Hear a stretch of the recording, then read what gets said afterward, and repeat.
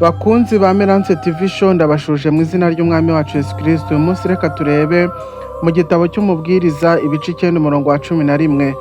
Nongeye kubona munsi y'ijuru mbona yuko aho basiganwa abanyambaraga atari bo basiga abandi, kandi mu ntambara intwara atari zo zitsinda, ndetse abanyabwenge si bo babona ibyo kurya, n'abajijutse si bo bagira ubutunzi, n'abahanga si bo bafite igikundiro, ahubwo ibihe n'ibigwirira umuntu biba kuri bose. Imana itugiriye neza.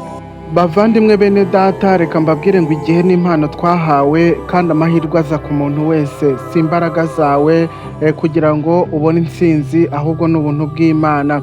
Kandi reka mbabwire ngo ubwenge si bwo butuma umuntu abaho, ahubwo byose tubihabwa n'Imana. Ubushobozi bwacu ntabwo buturuka mu byinshi tuba twakoze, ahubwo n'ubuntu Imana iba itugirira. Reka nkubwire ngo rero mwene data muvandimwe, uyu munsi Imana niyo kwizerwa, kandi ku Mana haboneka impinduka nyinshi. Reka nkubwire ngo rero abantu benshi bagenda batungurwa n'ibihe bahagazemo, kandi benshi bagenda batsindwa atari uko ari abaswa, atari uko wenda hari ibyo batujuje, ahubwo nuko ibihe bibi bigera ku muntu wese hano mu isi. Ni ukuvuga ngo mwene data nta kintu na kimwe ushobora kwishingikirizaho. Turi hano mu isi, ibihe byose bitugeraho kandi bigera kuri buri wese, ahubwo reka mbabwire ngo ubuntu Imana itugirira nibwo bw'ingenzi kurusha ibyo twatekereza byose. Reka rero mbabwire bene data ngo uyu munsi Imana niyo kwiringirwa, kandi ubuzima bwawe ubwegurira Imana. Uyu munsi icishe bugufi, kandi nkubwira ngo kwihangana biruta byose. Kandi mwene data muvandimwe, uyu munsi menya gutegereza, kandi uyu munsi ubwira Imana uti Imana nkura mu bujiji, umpe ubwenge, unyungure mu mutwe wanjye, mbashe gutekereza icyangirira umumaro. Uyu munsi rero kankubwire ngo uri mu mugambi w'Imana. Uyu munsi wicika intege, uyu munsi Imana iragukunda, kandi Imana yacu niyo kwiringirwa. Ibyiringiro byose biboneka ku Mana. Uyu munsi mwene data muvandimwe, gira umwete wo gushaka Imana no kuyikunda, kandi Imana izakugirira neza. Abantu benshi bagenda bagira ubuzima mu buryo butunguranye, kubera ko Imana iba yabahaye ayo mahirwe, kandi Imana iba yabibutse.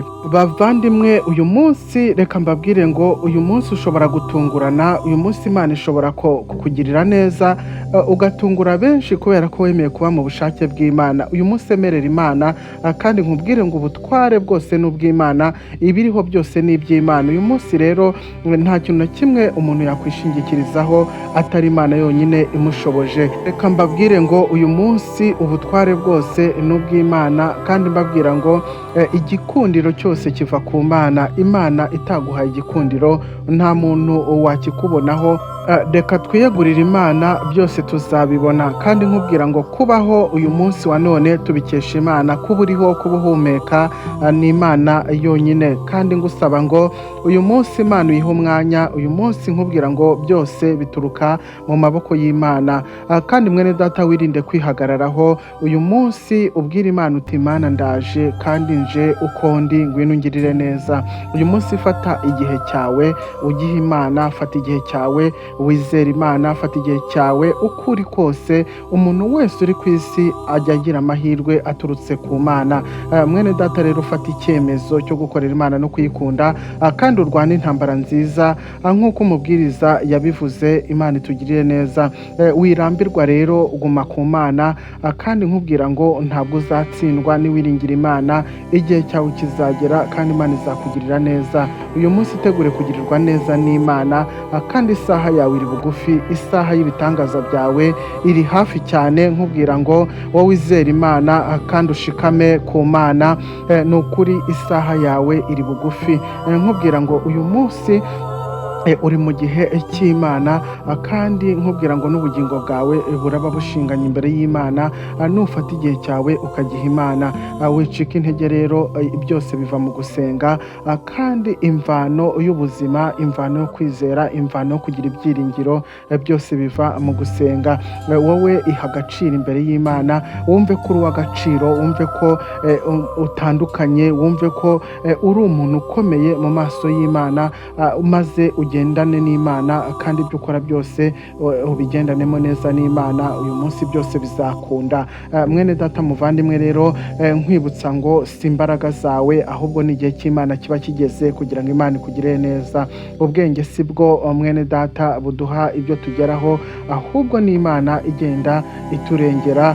Kandi nabibutsa ko intwari zose ntabwo arizo zitsinda, ahubwo hari n'ababa bari inyuma ariko bagatsinda kubera ko bari mu bushake bw'Imana. Mwene data muvandimwe rero, amahirwe aruta byose kandi ibintu byose bituruka ku Mana. Igihe rero mwene data kiruta ibintu byose kandi ubuzima ntabwo ari amarushanwa, ubuzima twabuhawe n'Imana tugomba kububamo neza. Reka rero mbabwire ngo si ubuhanga buboneka, ahubwo byose ni impano y'Imana igenda itugirira neza. Mwene data muvandimwe, uyu munsi reka nkubwire ngo si uko wihuta cyane cyangwa se uko ukora cyane kugira ngo ube ufite ibyo ngibyo ufite, ahubwo Imana yonyine nigenda itugirira neza. Ubwenge si bwo bukora byose kandi ubwiza ntabwo ari bwo butuma tugera ku byo tugeraho, ahubwo ni igihe cy'Imana kigenda kigera maze umuntu wese akagirirwa ayo mahirwe yo kubona Imana no kubona ibyo ashaka n'ibyo yasengeye. Aho basiganwa abanyambaraga sibo basiga abandi, kandi mu ntambara intwari sizo zitsinda, ndetse n'abanyabwenge sibo babona ibyo kurya, n'abajijutse sibo bagira ubutunzi, n'abahanga sibo bafite igikundiro, ahubwo ibihe n'ibigwirira umuntu biba kuri bose. Uyu munsi mwene data reka nkubwire ngo umuntu wese ukiriho ugihumeka, ibyiza byamugeraho ndetse n'ibibi byamugeraho, utarebeye ku buhanga, utarebeye ku buhangange, utarebeye ku bwenge, utarebeye ku kintu icyo ari cyo cyose. Mwene data muvandimwe, ibihe byose bishobora kugera ku muntu wese uri muri iyi si y'Imana. Mwene data muvandimwe rero, uyu munsi nagira ngo nkubwire ngo amahirwe ava ku Mana, ava ku mwami waremye isi n'ijuru. Kandi ushobora kuba mwiza ariko udahawe igihe, byose ntacyo byakumarira, kubera ko igihe nicyo kiduha byose kandi igihe nicyo kidufasha kugera kuri byose. Imigambi yacu igenwa n'igihe cy'Imana, kandi nubwo waba uri umuhanga, reka nkubwire ngo byose uzabikura ku Mana. Ntuzirengagize Imana kubera ko Imana niyo izakugenera byose. Mwene data muvandimwe rero, uyu munsi witera Imana umugongo. Uyu munsi habaho gutsindwa, habaho no gutsinda bitewe n'ubushake bw'Imana. Kandi nawe watsinzwe mu buzima, ntuzihebe, ntiwihebe, ahubwo menya ko Imana iba ifite urufunguzo rwa byose. Nawe w'umuhanga watsinze, reka nkubwire ngo ibyo bibungabunge, kubera ko habaho gutsindwa hakabaho no gutsinda. Imana itugire neza rero. Umuntu wese ntakwiriye kwiheba, umuntu ukiri ku isi wese akwiriye kwihangana agategereza igihe cy'Imana, kandi kijya kigera rwose, Imana ikagirira umuntu neza. Mwene data rero, reka nkubwire ngo uyu munsi tegereza, wicishe bugufi, uyu munsi wiringire n'umutima woroshye, wiringire n'umutima wawe wose, kandi ube umunyakuri, ube umwizerwa mu byo ukora byose. Imana izakugirira neza. Imana ibagirire neza rero, ibaha umugisha. Hano ni kuri Merance TV Show. Ndabakunda, mbabwira ngo muze twumve ijambo ry'Imana, muze tubane buri munsi. Imana izagenda ibaha umugisha. Shalom, shalom.